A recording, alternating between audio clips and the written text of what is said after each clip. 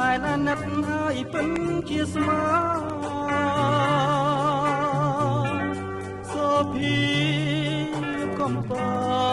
ស្លូតបូនរះទាំង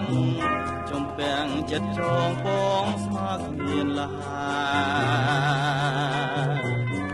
កងត្រជាងព្រៀបបានសំដែង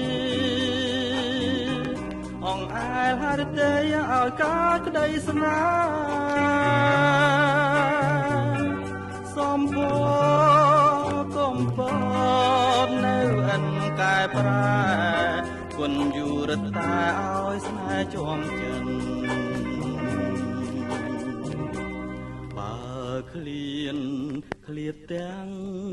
ស្រមៃ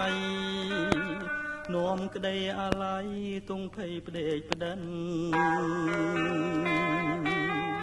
ព្រោះជារឿងកម្មប្រចាំជីវិត